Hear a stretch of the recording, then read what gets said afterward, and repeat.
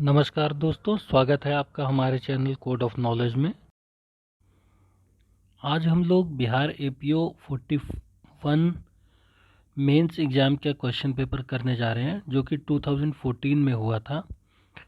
तो ये पेपर ना केवल बिहार एपीओ के लिए, जुडिशरी के लिए और भी जनरल नॉलेज के लिए भी हम इसको देख सकते हैं। ये हमारे एग्ज़ाम्स में, कॉम्पिटिटिव एग्ज़ाम्स में यूज़फुल रहेगा। तो चलिए फिर स्टार्ट करते हैं। हमारा पहला क्वेश्चन है, give the full form of any 10 of the following. तो इन फुल फॉर्म्स को बताना है हमें। इसमें सबसे पहला जो फुल फॉर्म है वो बीडीएस का है। बीडीएस का फुल फॉर्म होता है बैचलर ऑफ डेंटल सर्जरी। अच्छा, इसके साथ साथ और भी कई टर्म्स के फुल फॉर्म आ सकते हैं, जैसे कि एमबीबीएस, एमआरआई, एचआईवी, एड्स। इसके पहले से आ चुके हैं, तो इसका भी मैं बता देता हूँ। एमबीबीएस का फुल फॉर्म होता है bachelor of medicine and bachelor of surgery. MRI, magnetic resonance imaging.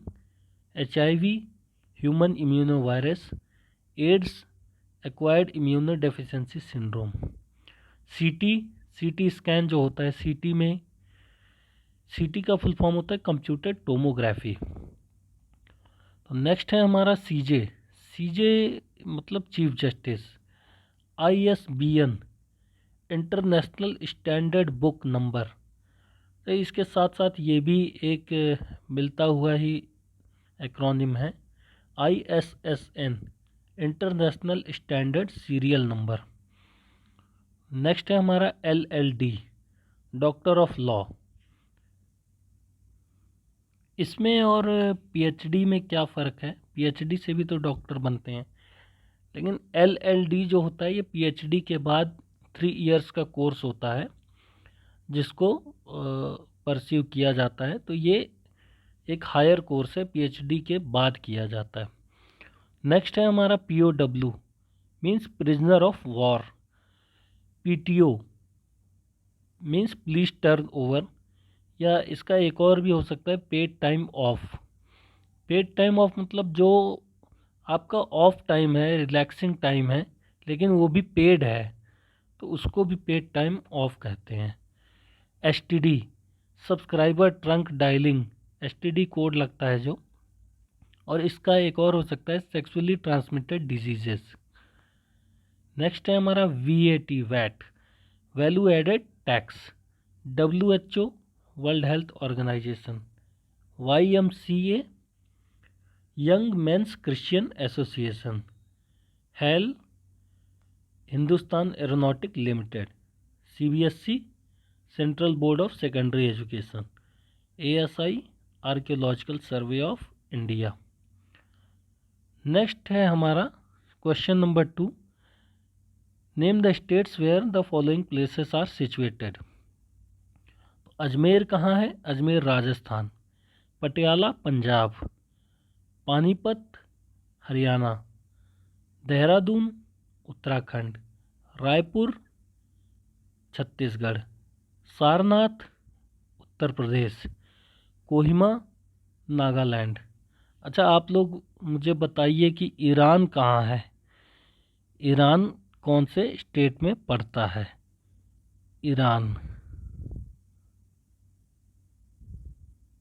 Comment box में आप लोग आंसर कर सकते हैं। इसका स्पेलिंग होता है ERAN। नेक्स्ट है हमारा, name the Capitals of the following states. Capitals of the following states हमने एक अलग से वीडियो डाला हुआ है, PDF बना के। बहुत ही शॉर्ट वीडियो है, आप वहाँ से भी देख सकते हैं। उसमें कैपिटल्स भी है, ऑफिशियल लैंग्वेजेस भी है, तो उसको आप रेफ़र कर सकते हैं। तमिलनाडु का कैपिटल है चेन्नई। नागालैंड का है कोहिमा। गोवा का है पणजी।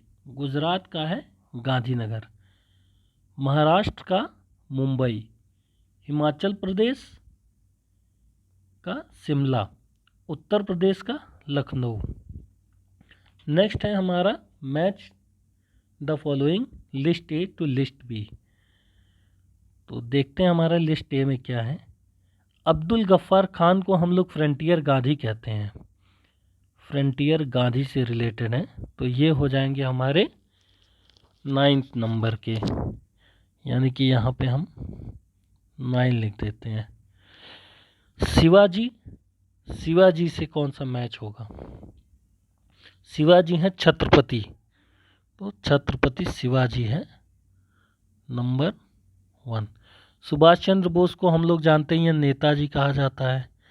बाल गंगाधर तिलक को क्या कहते हैं? बाल गंगाधर तिलक को लोकमान्य कहते हैं, लोकमान्य।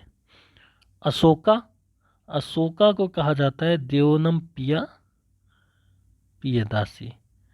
और चित्तरंजन दास को क्या कहते हैं? देशबंधु। तो चित्तरंजन दास हो गए हमारे देशबंधु। ये इम्पॉर्टेंट हैं, ये आते हैं एग्ज़ाम्स में और जनरली हमें पता भी होना चाहिए। दादा भाई नौरोजी को grand old man of India कहते हैं। मदन मोहन मालवीय को क्या कहते हैं? मदन मोहन मालवीय को महामना कहते हैं। सरोजिनी नायडू को तो पता ही है नाइटिंगेल ऑफ इंडिया कहते हैं, नाइटिंगेल ऑफ इंडिया। वल्लभ भाई पटेल को सरदार कहते हैं। तो ये है थे हमारे मैच ऑफ द फॉलोइंग। तो चलिए नेक्स्ट पे चलते हैं। नेक्स्ट है हमारा लिस्ट ए लिस्ट बी, फिर से मिलाना है, और ये प्लेयर्स हैं और ये स्पोर्ट्स पर्सन हैं। तो ध्यानचंद हम जानते हैं, ध्यानचंद हॉकी के लिए थे, हॉकी खेला करते थे। अजीत वाडेकर क्रिकेट के लिए, मैं इसको मिला देता हूँ, ध्यानचंद हॉकी के लिए, अजीत वाडेकर क्रिकेट के लिए, विश्वनाथन आनंद चेस के लिए, मैरी कॉम बॉक्सिंग के लिए फेमस हैं, और साइना नेहवाल बैडमिंटन के लिए। सानिया मिर्ज़ा किसके लिए फेमस हैं ये आप लोग बताइए कमेंट बॉक्स में। लवलीना बोरगोव किस लिए फेमस हैं ये भी आप लोग बताइए। चलिए क्वेश्चन नंबर 6 पे चलते हैं। Name the main language of the following states. तो इनके लैंग्वेजेस मैंने ऑलरेडी वीडियो में डाल रखा है, आप लोग वहाँ से भी रेफ़र कर सकते हैं। तो इनके भी मैं बता देता हूँ। गोवा का ऑफिशियल लैंग्वेज है कोंकणी। कर्नाटका में कन्नड़ बोला जाता है, इसलिए कन्नड़ ऑफिशियल है। मणिपुर में मणिपुरी, केरला में मलयालम, गुजरात में गुजराती, असम में असमीज़, और मध्य प्रदेश यानी एमपी में हिंदी स्टेट लैंग्वेज है। अगला है हमारा चीफ मिनिस्टर। चीफ मिनिस्टर का भी वीडियो मैंने अलग से डाला हुआ है, आप लोग वहाँ से भी देख सकते हैं, पर इसका मैं बता देता हूँ। वेस्ट बंगाल के करंट चीफ मिनिस्टर हैं ममता बनर्जी। उत्तराखंड के हैं पुष्कर सिंह धामी। मध्य प्रदेश के शिवराज सिंह चौहान। तमिलनाडु के एमके स्टैलिन। झारखंड के हेमंत सोरेन। राजस्थान के अशोक गहलोत। यूपी के योगी आदित्यनाथ। अगला क्वेश्चन है हमारा, write one sentence each the importance of following dates. Dates बताने हैं ये इस दिन क्या क्या मनाया जाता है। तो 30 जनवरी को मार्टियर डे मनाया जाता है, गांधी जी को इस दिन शॉट किया गया था, इस दिन गांधी जी की डेथ हुई थी। नेक्स्ट है हमारा 13 अप्रैल को जलियांवाला बाग मैसेकर डे मनाया जाता है, ये ब्लैक डे था। 5 सितंबर को टीचर्स डे मनाया जाता है। 2 अक्टूबर को गांधी जयंती मनाया जाता है। 9 अगस्त को नेशनल बुक लवर्स डे मनाया जाता है, या आदिवासी दिवस भी 9 अगस्त को मनाया जाता है। वैसे 9 अगस्त को नागासाकी डे भी मनाया जाता है, नागासाकी के ऊपर इस दिन एटम बॉम्ब फोड़ा गया था, फेंका गया था। 26 जुलाई को कारगिल विक्ट्री डे मनाया जाता है, इस दिन कारगिल के ऊपर इंडियन आर्मी ने जो है विक्ट्री पाई थी। 14 नवंबर को चिल्ड्रन डे मनाया जाता है। नेक्स्ट है हमारा, right about any 5 of the following in 2 sentences each. 2 sentences each means 2 marks का एक क्वेश्चन है, तो इसमें ज़्यादा डिटेल में हमें नहीं बताना है, बस 2-2 लाइन ही बताना है। तो विजय घाट, पहला है हमारा विजय घाट। तो Vijay Ghat it is the final resting place of Lal Bahadur Shastri. Lal Bahadur Shastri ji की समाधि बनी हुई है और ये न्यू दिल्ली में है। इसको विक्ट्री प्लेटफॉर्म भी कहते हैं। अच्छा, इसके साथ साथ और भी हम 2-3 देख लेते हैं कि और भी मेन फेमस पर्सनैलिटीज़ के समाधिज कहाँ कहाँ पे हैं। राजघाट महात्मा गांधी, शांतिवन जवाहरलाल नेहरू, शक्ति स्थल इंदिरा गांधी, समता स्थल जगजीवन राम, किसान घाट चरण सिंह। तो इनका भी एक वीडियो डालूंगा मैं आगे, और फिलहाल हम आगे देखते हैं पार्ट बी क्या है इसका। First vice president of India. तो first vice president of India हमारे थे सर्वपल्ली राधाकृष्णन जी, जिनका डेट ऑफ बर्थ था 5 सितंबर 1888, जिस दिन टीचर्स डे मनाया जाता है। और ये हमारे सेकंड प्रेसिडेंट ऑफ इंडिया भी थे। इन्होंने जो है बुक लिखी थी the philosophy of Rabindranath Tagore and the rain of religion in contemporary philosophy. तो ये इनकी बुक थी जो फेमस, जो इन्होंने लिखी थी। पार्ट सी है लॉन्गेस्ट रिवर ऑफ इंडिया। तो इंडिया का लॉन्गेस्ट रिवर हम सभी जानते हैं गंगा नदी है। ये 2525 किलोमीटर लंबी है। इनका ओरिजिन होता है गंगोत्री ग्लेशियर से। It starts at the Confluence of Bhagirathi and Alaknanda river in Devprayag. और इनकी ट्रिब्यूटरीज क्या क्या है, यमुना, सोन, गोमती, घाघरा, गंडक, कोसी, ये सब इनकी ट्रिब्यूटरीज हैं। नेक्स्ट है हमारा समता स्थल। समता स्थल जैसे बताया मैंने बाबू जगजीवन राम की समाधि स्थल है। ये हमारे 4th डेप्यूटी प्राइम मिनिस्टर थे। नेक्स्ट है बोधि ट्री। तो बोधि ट्री हम लोग जानते ही हैं कि बोध गया बिहार में है और लॉर्ड गौतम बुद्धा को यहाँ पे इनलाइटनमेंट मिला था। और इस पेड़ को अराउंड 250 BC में लगाया गया था। और ये it is the most important of 4 main Buddhist pilgrimage site. Buddhist pilgrimage site की बहुत इम्पॉर्टेंट जो है प्लेस है ये। हुमायूं का मकबरा, हुमायूं का मकबरा दिल्ली में है। ये it was first garden tomb on Indian सब कॉन्टिनेंट। मकबरा भी है और गार्डन भी इसको बनाया गया फर्स्ट इन एशियन इंडियन सब कॉन्टिनेंट में। इसको यूनेस्को का वर्ल्ड हेरिटेज साइट भी माना गया है 1993 में। नेक्स्ट है हमारा Tehri dam. Tehri dam in India is the tallest dam in Uttarakhand on Bhagirathi river in Tehri Garhwal district. इसका ओपनिंग डेट था 2006 और ये 1000 मेगावाट कैपेसिटी की बिजली जनरेट करता है। नेक्स्ट है हमारा लिस्ट ए और लिस्ट बी से करेक्ट मैच करना है। इंस्ट्रूमेंट प्लेयर्स हैं ये सब, कौन से लोग क्या क्या इंस्ट्रूमेंट में फेमस रहे हैं। तो सबसे पहले हैं हरिप्रसाद चौरसिया। हरिप्रसाद चौरसिया फ्लूट से फेमस थे। उस्ताद जाकिर हुसैन तबला बजाते थे। बिस्मिल्लाह खान शहनाई के लिए फेमस थे। शिव कुमार शर्मा संतूर बजाते थे और अमजद अली खान सरोड में थे, सरोड बजाते थे। इनको मैं एक बार मैच भी करा देता हूँ। हरिप्रसाद चौरसिया फ्लूट से थे, उस्ताद जाकिर हुसैन तबला से, बिस्मिल्लाह खान शहनाई से थे, पंडित शिव कुमार शर्मा ये थे संतूर से और अमजद अली खान सरोड से थे। तो ये इनके मैचिंग थे। अगला क्वेश्चन हमारा name the states where following are situated. ये सब स्टेट्स बताने हैं जो कहाँ कहाँ पे हैं। काजीरंगा आसाम में है, हम्पी कर्नाटका में है, सांची मध्य प्रदेश में है, एलोरा महाराष्ट्र में है, कोणार्क उड़ीसा में है, वैली ऑफ फ्लावर्स उत्तराखंड में है, सुंदरबन जो है ये वेस्ट बंगाल में है। नेक्स्ट है हमारा right short about any 5 of the following. Short notes लिखने हैं।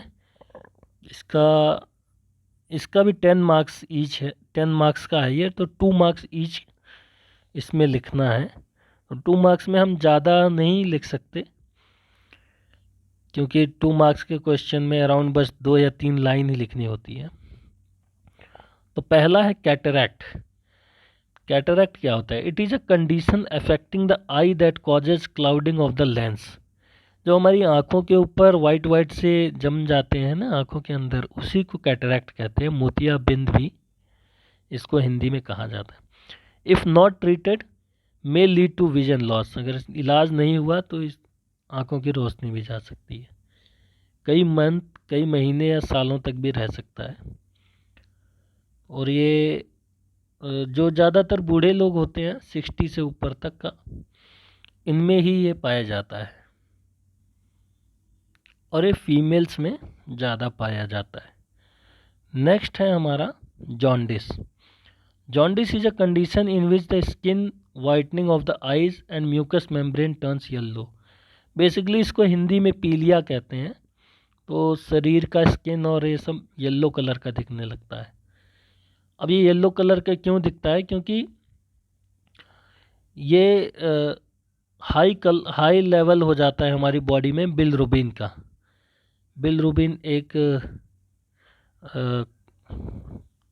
कंपाउंड है, और इसके जो क्या क्या सिम्टम्स हैं जॉन्डिस के, वॉमिटिंग है, फीवर, वेरी डार्क यूरिन, एकदम येलो कलर का यूरिन आने लगता है, भूख नहीं लगती है, वेट लॉस होता है। अब इसको हम लोग कैसे क्योर कर सकते हैं? आयरन सप्लीमेंट्स खाएं ज़्यादा से ज़्यादा, सर्जरी के थ्रू कर सकते हैं, मेडिसिन, ज़्यादा से ज़्यादा पानी पिएं, आराम करें, और अल्कोहल का कंजम्पशन पीलिया में बिल्कुल ना करें। इससे ठीक होने लगता है। नेक्स्ट है हमारा protein. They are large biomolecule and macromolecule that compose of one or more long chains of amino acid. Chemically proteins are composed of amino acids which are organic compounds. Organic acids के बने होते हैं, amino acid के बने होते हैं, और ये ऑर्गेनिक कंपाउंड होते हैं। ऑर्गेनिक कंपाउंड वो होते हैं जिसमें कार्बन भी होता है। नेक्स्ट है हमारा डिहाइड्रेशन। तो डिहाइड्रेशन हम लोग जानते ही हैं कि शरीर से पानी बहुत ज़्यादा वॉश आउट होने लगता है। तो it occurs when more water and fluids leave the body then enter it. Even low level of dehydration can cause headache, lethargy and constipation. Human body के अंदर 75% वाटर होता है, और बिना इसके ह्यूमन सरवाइव नहीं कर सकते। और यही जो वाटर होता है ये हमारे बॉडी के अंदर बैलेंस करता है। सेल्स के अंदर होता है, WBC के वेसल्स को पानी चाहिए होता है। तो पानी बहुत ज़रूरी है हमारी बॉडी के लिए। नेक्स्ट है सर्जन। अब सर्जन कौन होता है? A medical professional who perform surgery. First person to document a surgery was in 6th century BC Indian physician surgeon Sushruta. तो ये हमारे पहले सर्जन थे, सुश्रुता।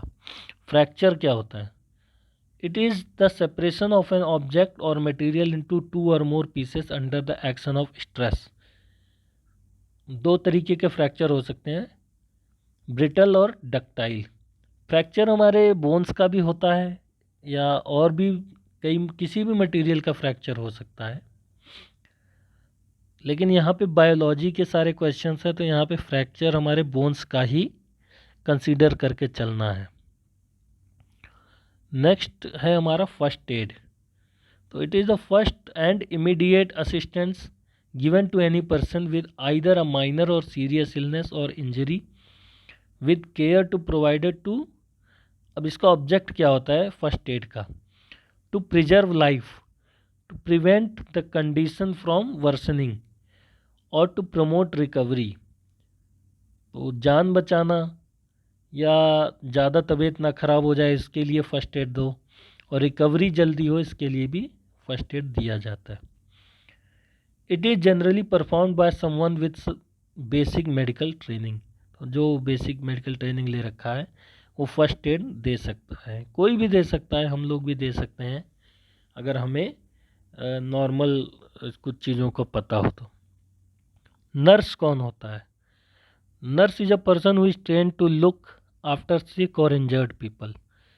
दे care for injuries, administer medications, conduct frequent medical examination, record detailed medical histories, monitor heart rate, BP, perform diagnostic test. तो ये nurse के सब काम होते हैं। नेक्स्ट क्वेश्चन है हमारा, name the author's of the following. ये बुक्स के नाम हैं, हमें इनके ऑथर्स के बारे में लिखना है। तो पहला है हमारा the God of small things, इसको लिखा है अरुंधति रॉय ने। द गाइड आर के नारायण। अनटचेबल मुल्कराज आनंद ने लिखा है। The white tiger Arvind Adiga. Train to Pakistan लिखा है खुशवंत सिंह ने। The room on the roof, इसको लिखा है रस्किन बॉन्ड ने। नेक्स्ट है माय डियर बापू, इसको लिखा है गोपाल कृष्ण गांधी ने। संस्कृति के 4 अध्याय, इसको लिखा है रामधारी सिंह दिनकर ने। नेक्स्ट है हमारा आधा गांव, इसको लिखा है राही मासूम रजा ने। गोरा रविंद्रनाथ टैगोर की फेमस जो है ये बुक है। राग दरबारी लिखा है श्रीलाल शुक्ला जी ने। गबन जानते हैं मुंशी प्रेमचंद जी ने लिखा है। मैला आंचल फणीश्वर नाथ रेणु ने लिखा है। सत्यार्थ प्रकाश दयानंद सरस्वती की रचना है। और हिंद स्वराज महात्मा गांधी जी ने लिखा है। तो ये जो है बुक्स और राइटर्स थे।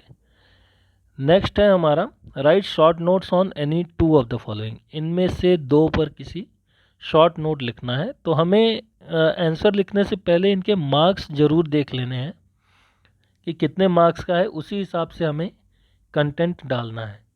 अब जैसे फंडामेंटल ड्यूटीज़ पे अब लिखने को बहुत सारी चीज़ें लिख सकते हैं, लेकिन हमें अब जैसे कि 2 क्वेश्चन इसमें है और इसका 10 मार्क्स है, तो 5 मार्क्स का एक क्वेश्चन होगा ये। तो इसमें 5 मार्क्स के क्वेश्चन में हम ज़्यादा नहीं लिख सकते, आधा पेज तक मैक्सिमम हमें लिखना है, अराउंड 50 से 50 to 60 वर्ड्स तक। तो चलिए देख लेते हैं इसको, शॉर्ट में बता देता हूँ मैं कि क्या है ये फंडामेंटल ड्यूटीज़। तो इसे लिया गया है यूएसएसआर से और इसको हमारे कॉन्स्टिट्यूशन में 1976 में ऐड किया गया था। बेसिकली इसको स्वर्ण सिंह कमेटी के रिकमेंडेशन पे ऐड किया गया था और इसको पार्ट 4A ऑफ कॉन्स्टिट्यूशन में हम इसको देख सकते हैं। आर्टिकल 51A भी इसमें डील करता है। तो इसको इसमें 10 वो हैं, 10 पॉइंट्स हैं, लेकिन इसको 2002 में एक और पॉइंट जोड़ा गया था जो कि था opportunities for education to child and ward between the age of 6 to 14 years. तो ये 51 कैपिटल A क्लॉज K में इसको जोड़ा गया था 2002 में। इसके फीचर्स क्या हैं और इसके फीचर्स जो बहुत इंपॉर्टेंट फीचर्स हैं जिनमें कन्फ्यूज़न हो जाता है, इसको मैं बता देता हूँ। Fundamental duties are confined to citizens only. Fundamental duties सिर्फ सिटीजन्स को ही फॉलो करने हैं, ये फॉरेनर्स पे एप्लीकेबल नहीं होता है। और दूसरा पॉइंट ये है कि डायरेक्टिव प्रिंसिपल की तरह ये भी फंडामेंटल ड्यूटीज़ भी जो है ये नॉन जस्टिसिएबल होते हैं। मतलब इनको डायरेक्ट इन्फोर्समेंट कोर्ट के द्वारा जस्टिसिएबल और नॉन जस्टिसिएबल। जस्टिसिएबल में मीन्स डायरेक्ट कोर्ट में आप जा सकते हो, नॉन जस्टिसिएबल में नहीं जा सकते। तो कोई लीगल सैंक्शन नहीं लगता इनके वायलेशन के लिए, एक मॉरल ड्यूटी होती है, इसको फॉलो करना होता है, फंडामेंटल ड्यूटीज़ को। बाकी इसके सिग्निफिकेंस क्या होते हैं और इसमें क्या क्या चीज़ें जो है दी गई हैं, ये सब हम लोग जब कॉन्स्टिट्यूशन पढ़ेंगे तो इसमें हम लोग डिटेल में कवर करेंगे। फंडामेंटल ड्यूटीज़ 5 नंबर्स में हम सब आसानी से कवर कर लेंगे। नेक्स्ट पॉइंट है हमारा ग्राम सभा का, तो इसको भी थोड़ा सा बता देता हूँ। It is the primary body of Panchayati Raj system and by far the largest. तो पंचायती राज सिस्टम का प्राइमरी बॉडी है। ग्राम सभा मीन्स जो गांव में लोग रहते हैं और वहाँ पे जो वोट देते हैं गांव के पंचायती इलेक्शन में, तो वही ग्राम सभा के मेंबर होते हैं। बेसिकली ये परमानेंट बॉडी होती है और ये हमारे कॉन्स्टिट्यूशन में ना 243 आर्टिकल क्लॉज बी में डिफाइन है। इसके और कौन कौन से मेंबर होने चाहिए या मेंबर्स की क्या एलिजिबिलिटी होनी चाहिए, तो जितने भी 18 प्लस मेजॉरिटी एज के हैं मेंबर्स वो इसके मेंबर बनते हैं ग्राम सभा के, उस गांव में होने चाहिए और जिनका नाम इलेक्टोरल रोल में हो वही जो है ग्राम सभा के मेंबर बन सकते हैं। अब कौन ऑर्गेनाइज करता है ग्राम सभा को? इसको पंचायत सेक्रेटरी करता है after obtaining approval of sarpanch. और इसके जो है क्या क्या फंक्शन होते हैं ये डिस्कस करके आपस में ये लोग शॉर्ट आउट करते हैं। नेक्स्ट है हमारा फंक्शन ऑफ वाइस प्रेसिडेंट। तो वाइस प्रेसिडेंट के क्या क्या फंक्शन होते हैं इसको भी शॉर्ट में बता देता हूँ। Vice president act as the ex officio chairman of Rajya Sabha. His functions and power are similar to Speaker of Lok Sabha. He acts as a president when a vacancy occurs in the office of president due to his resignation, removal, death or otherwise. President gives his resignation letter to vice president. तो ये सारे काम होते हैं vice president के। Next है हमारा right in brief on any two of the following. National income.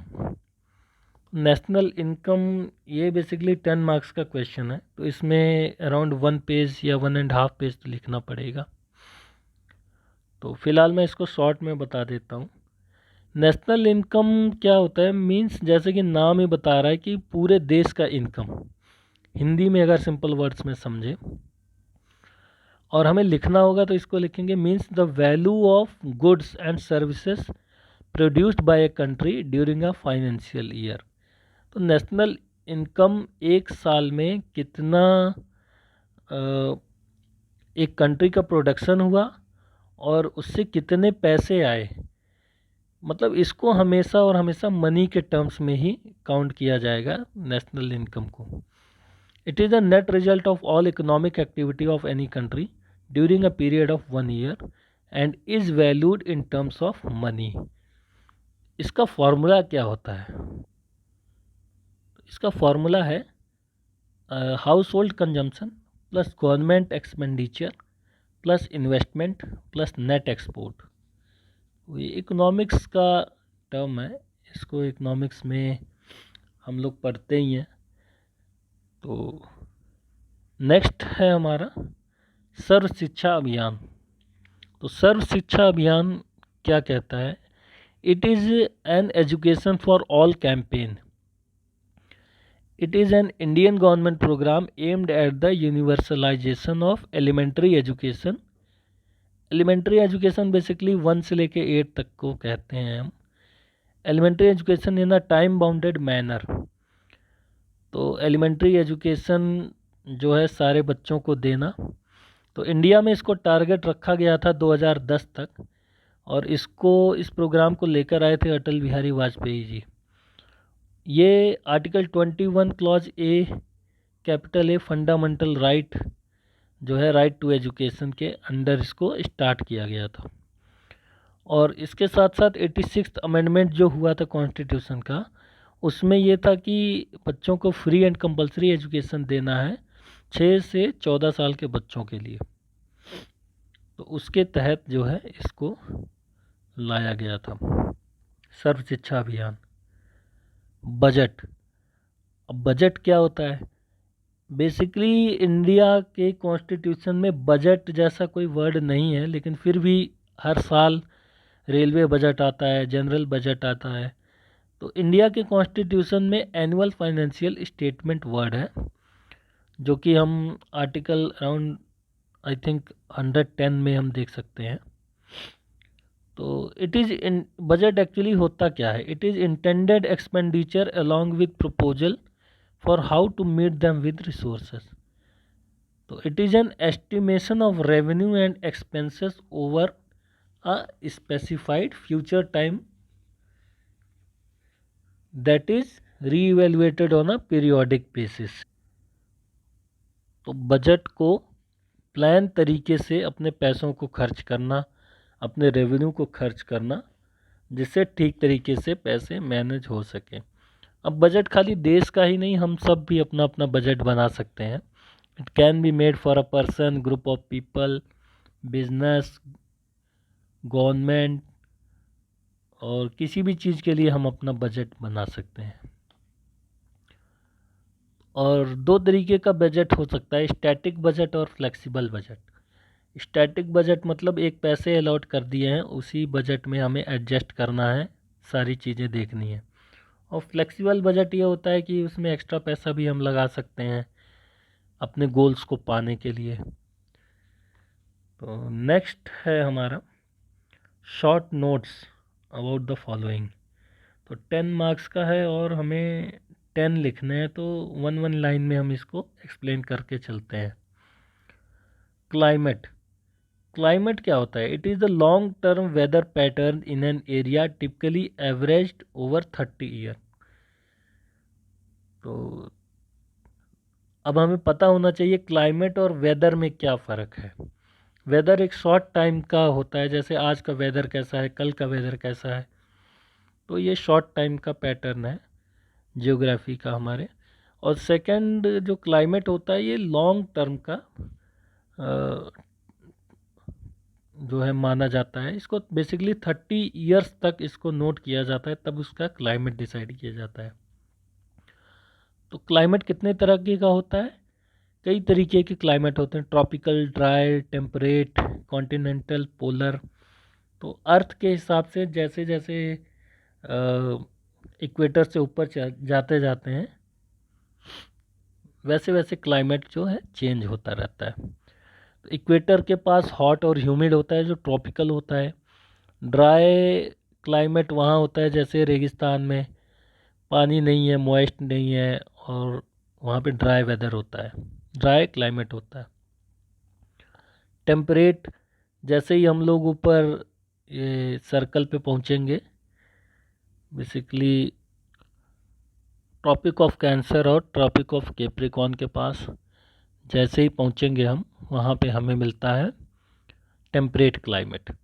Continental climate, Arctic circle के पास जो क्लाइमेट होता है वो कूल होता है, तो वहाँ पे कॉन्टिनेंटल होता है। पोलर जो होता है एक्सट्रीमली कोल्ड होता है। तो नेक्स्ट है हमारा क्लाउड।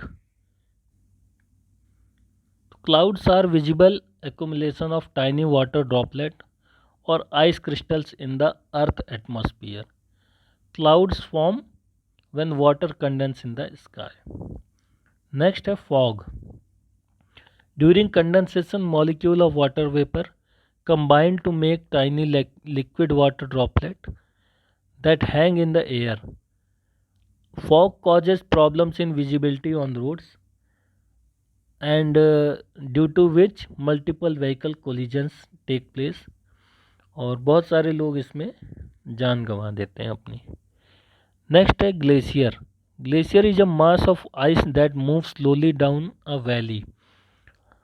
तो जैसे ही बर्फ़ जमी होती है, बर्फ़ की परत होती है, वो पहाड़ों से ऐसे नीचे गिरती है, तो उसको ग्लेशियर कहते हैं।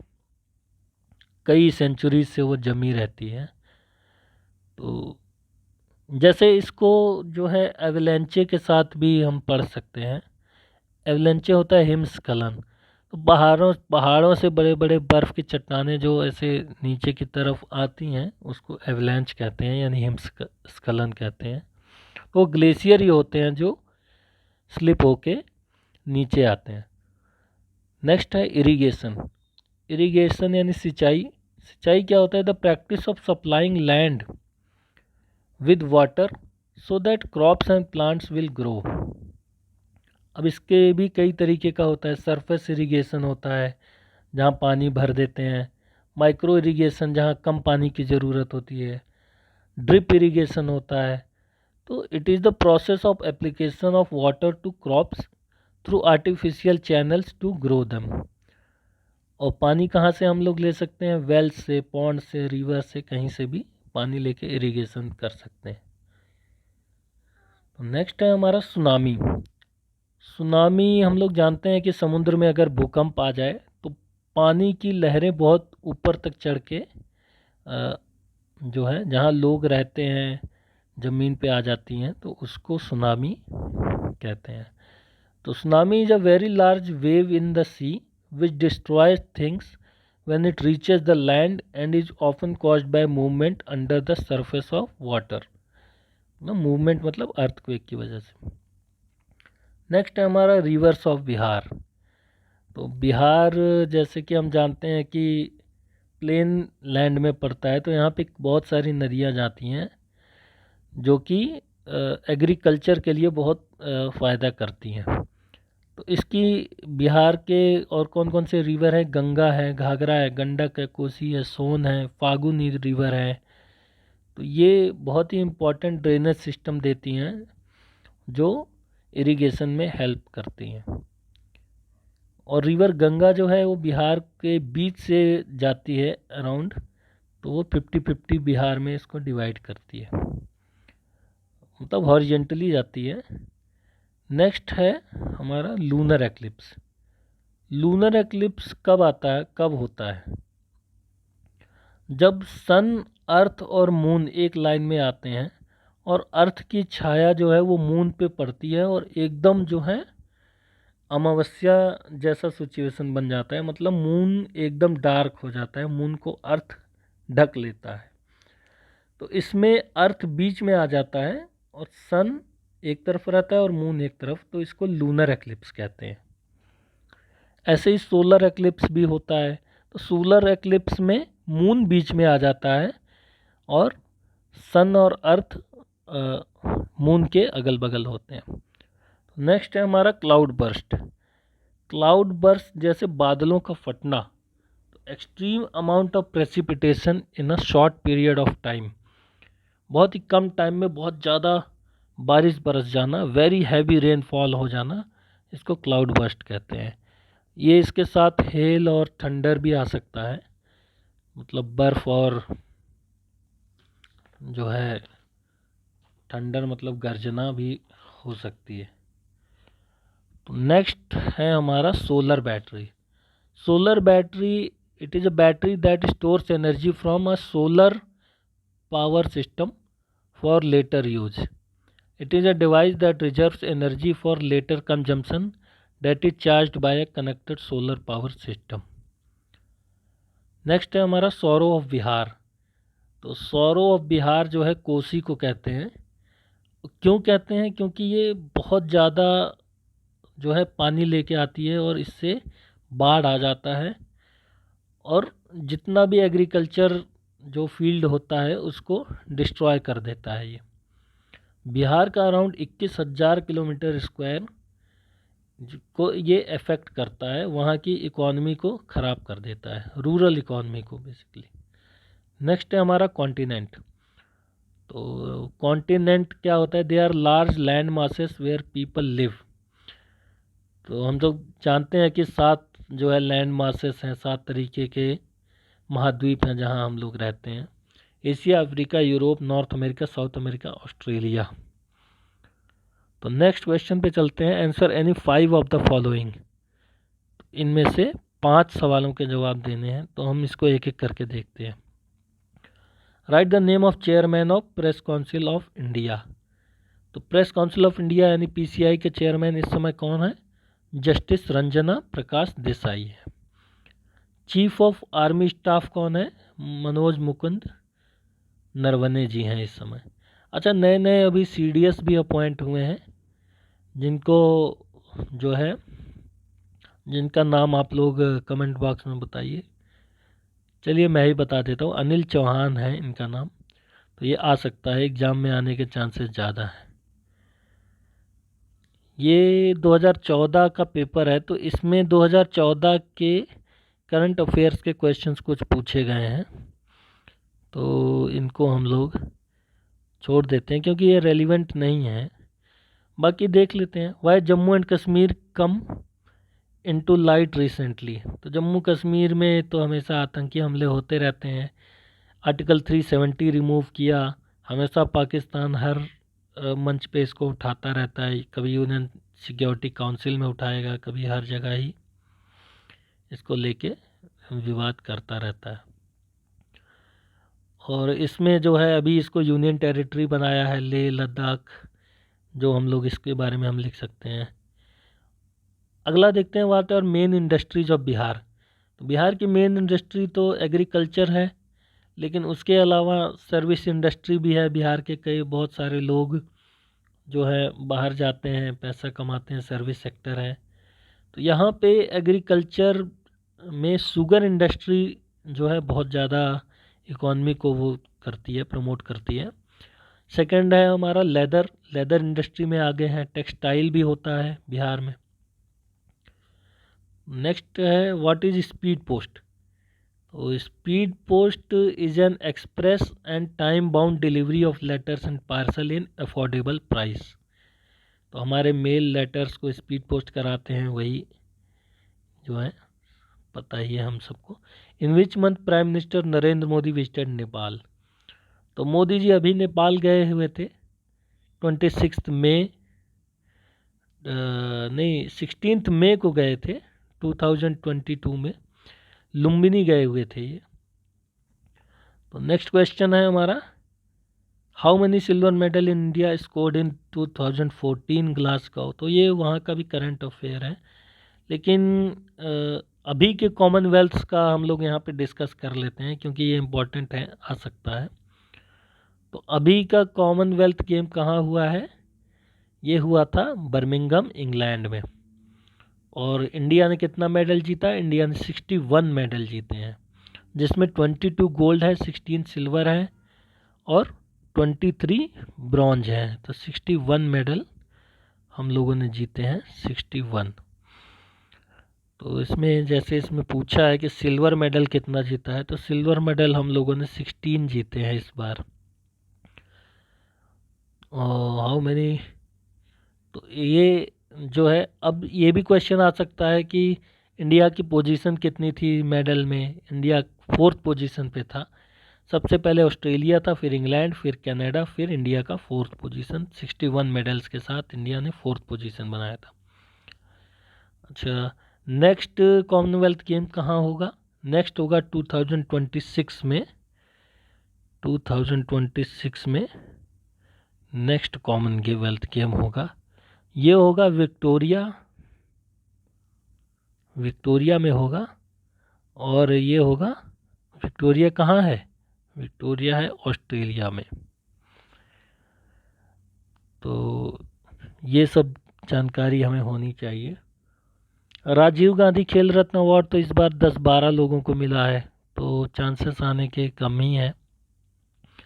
विकास गौड़ा ने स्कोर किया था। विकास गौड़ा जो है डिस्कस थ्रोवर थे, एथलेटिक्स। तो सानिया मिर्ज़ा जी हैं जो वो खेलती हैं, टेनिस से रिलेटेड है। तो ये था हमारा पेपर। तो करंट के कॉमनवेल्थ गेम्स हमने डिस्कस कर लिए हैं। तो इस ऐसे ही पैटर्न पे हमारा जो है बिहार एपीओ मेंस का पेपर आएगा। तो इसी के हिसाब से आप सभी तैयारी करिए। और इसमें जो भी आगे की चीज़ें आएंगी उसको मैं वीडियो के फॉर्म में एक एक करके लाता रहूँगा, जैसे कि किसको क्या कहते हैं, ये इनके जो नेम्स हैं। दूसरा जो है कौन सी बुक किसने लिखी है ये भी लेके आऊँगा वीडियो। तो आप इसके कनेक्ट रहिए और अपने एपीओ मेंस के एग्ज़ाम में इससे आपको ज़रूर फ़ायदा होगा। तो थैंक यू। जय हिंद, जय भारत।